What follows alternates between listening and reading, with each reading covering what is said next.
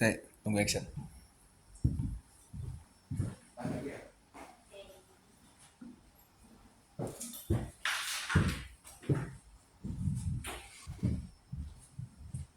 Action. Selamat pagi semuanya. Ayo. Pada semangat semua nih. Aku. Selamat datang di pertemuan pertama. Teman-teman ini dari semester 5 semua ya. Nah, untuk pertemuan pertama kita, selamat datang di kelas etika ya. Sekarang ini pertemuan pertama, jadi mari kita sama-sama melihat dulu nih terkait dengan rencana pembelajaran kita selama satu semesternya seperti apa.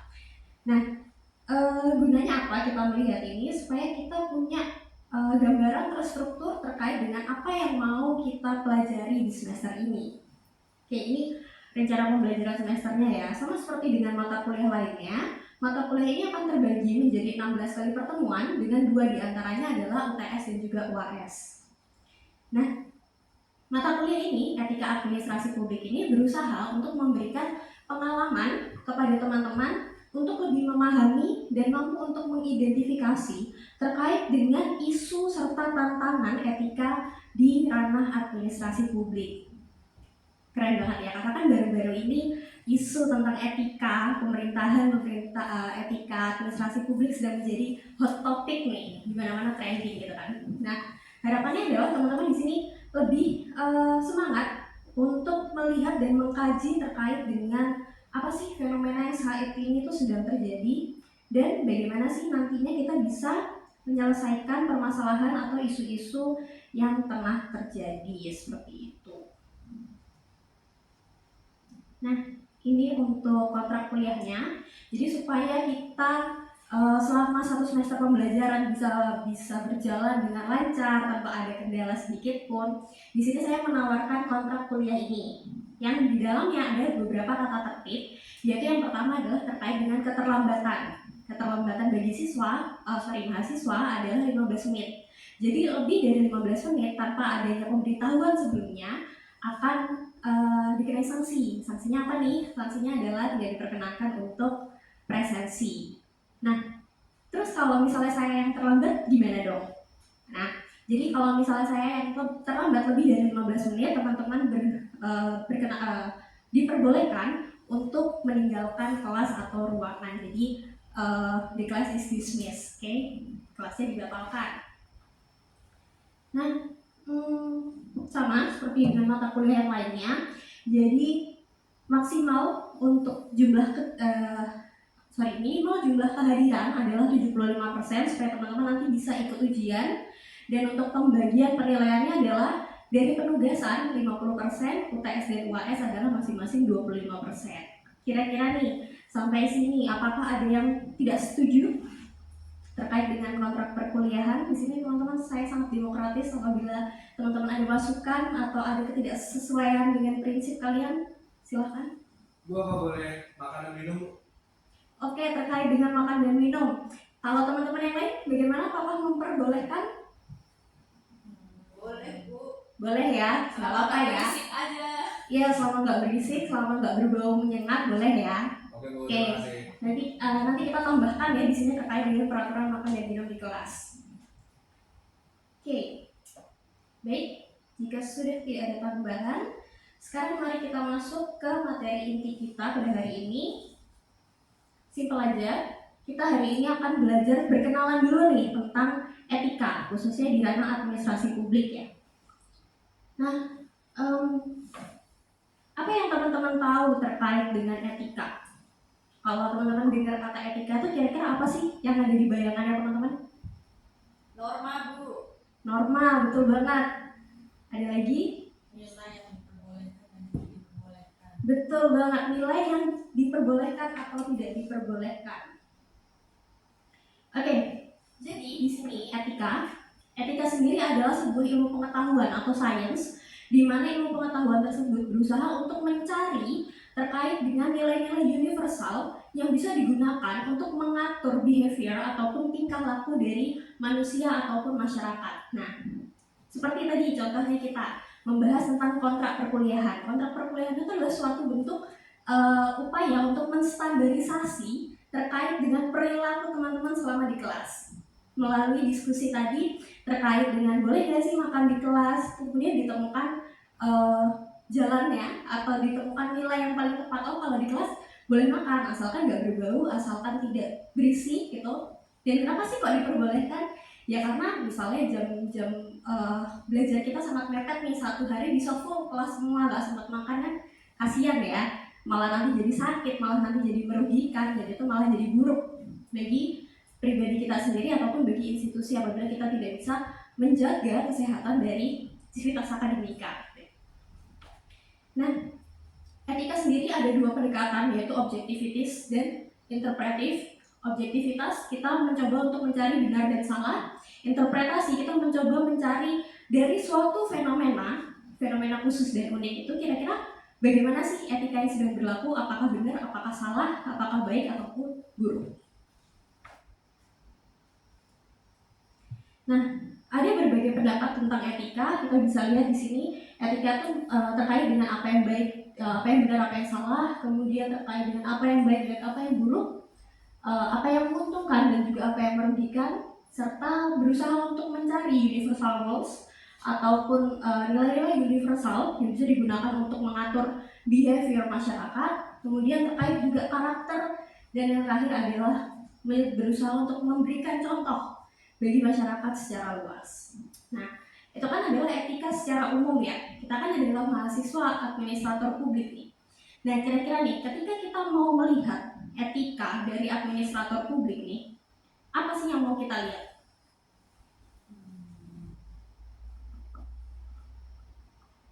Apa kira-kira ketika kita mau melihat etika dari seorang birokrat misalnya, atau misalnya pelayan publik, misalnya teman-teman nih pergi ke kelurahan mau ngurus KTP gitu.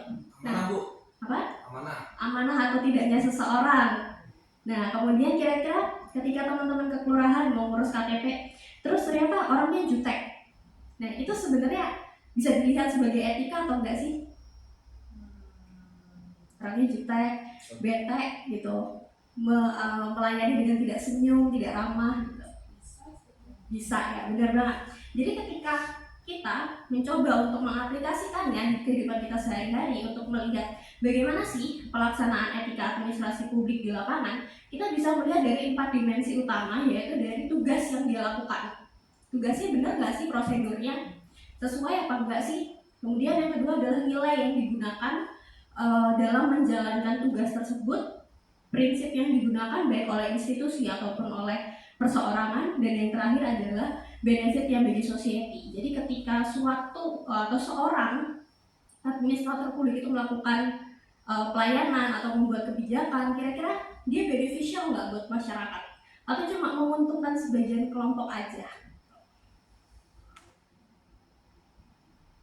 So, in conclusion, dalam kesimpulannya, etika di sini adalah sebuah ilmu atau pengetahuan yang berusaha untuk mengkaji terkait dengan apa saja yang perlu dilakukan oleh administrator publik, khususnya etika administrator publik ya.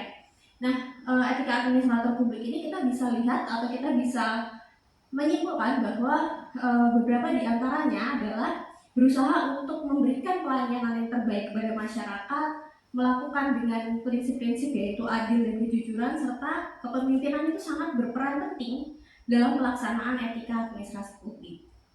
Nah, kira-kira sampai sini nih, ada pertanyaan nggak? Ya. Perkenalkan, nama saya Putri. Perkenalkan Bu, nama saya Putri. Saya ingin menanyakan apakah etika itu adalah sifatnya mutlak atau tidak? Gitu. Terima kasih. Oke, thank you. Nah, pertanyaan yang sangat menarik nih. Etika itu sebenarnya mutlak nggak sih?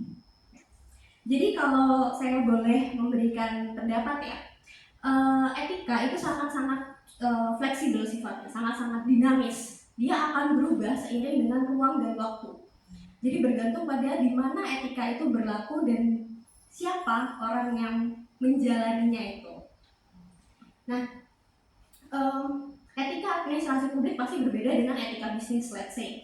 Etika administrasi publik berusaha untuk melihat melakukan sesuatu untuk masyarakat, for public goods. Tapi ketika kita ngomongin etika bisnis, etika bisnis mungkin lebih banyak berorientasi pada bagaimana cara untuk meningkatkan keuntungan.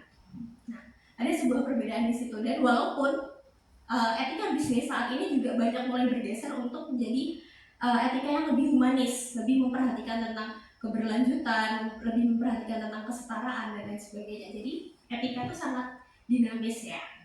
Pertanyaan yang bagus sekali, terima kasih. Nah, ini buku-buku yang saya gunakan.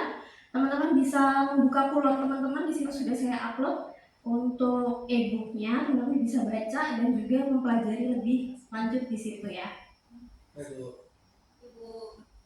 Nah, sebelum kita kembali, sebelum kita tutup kelas hari ini, saya ingin memberikan assignment untuk teman-teman.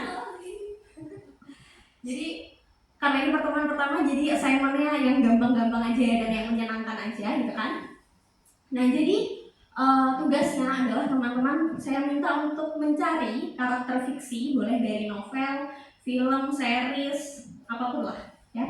Nah, dan saya minta teman-teman untuk mengidentifikasi terkait dengan karakternya dari si tokoh yang teman-teman pilih, identitasnya seperti apa, kemudian perannya dia di dalam film itu seperti apa, dan kalau bisa nih, dan harusnya karena ini mata kuliah etika ya, carilah isu atau highlight terkait dengan dilema etika yang dihadapi oleh karakter yang teman-teman pilih.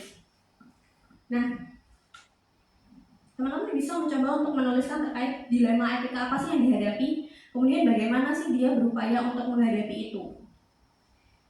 Nah, ini adalah format untuk penulisannya, pengumpulan dan juga deadline-nya. Untuk penulisannya tidak lebih dari 350 kata dan dikumpulkan melalui kulon ya, sudah saya siapkan slotnya.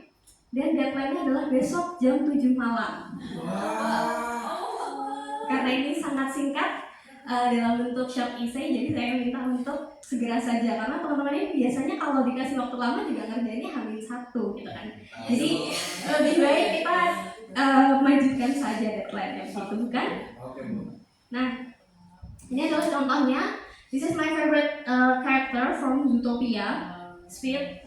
Semua mungkin udah pada nonton dan sudah tahu ya. It's so fun gitu. Nah, Speed ini digambarkan sebagai seorang birokrat, ya kan? Tapi dia tukang, jadi dia sangat-sangat lambat, dan pada adegan ini itu sangat full of satir ya terkait dengan bagaimana sih birokrat ini berusaha untuk dipotret di dalam film ini kan lambat gitu. Jadi yang seharusnya dilakukan kan birokrat itu harusnya cepat, tangkas, responsif gitu ya, tapi dalam film ini ternyata enggak gitu. Itu berusaha untuk mengkritik. Nah, kemudian kalau misalnya ini mau teman-teman jadikan bahan untuk tulisan kalian tinggal mengembangkan harusnya seperti apa sih dan bagaimana sih cara untuk menanganinya, seperti itu. Sampai di sini kira-kira apakah ada pertanyaan? Tidak ya? Oke, terima kasih semuanya. Jika tidak ada pertanyaan, kita akan ketemu lagi minggu depan dalam pembahasan terkait dengan landasan dan juga teori etika administrasi publik. Oke, terima kasih. Terima kasih Bu.